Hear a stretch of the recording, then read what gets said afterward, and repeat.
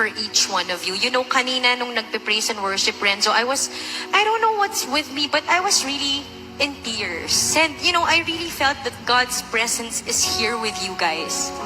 And, you know, nakikita ko kayo na nakatayo, lumalapit sa stage, and, you know, while worshiping, people were jumping and just, you know, worshiping God. And you guys are young.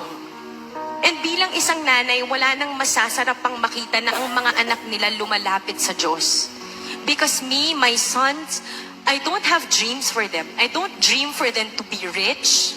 Hindi ko pinapangarap na maging maganda ang buhay nila. Ang pangarap ko lang, ang dasal ko lang makilala nila ang Diyos. Because once they have God in their lives, nothing can stop them. Nothing will be impossible for them. And that's my prayer also for each one of you. That you have God in your life, that He will work wonderfully for each one of you. Ano man ang pinagdaanan nyo sa nakaraan, that's all in the past, but God can save you now. He needs you to come to Him. He can't work in our lives if we're not one with Him. Hindi natin siya maririnig. Hindi natin malalaman kung ano yung gusto niyang gawin sa atin, how He will try to comfort us. So that's my advice to you.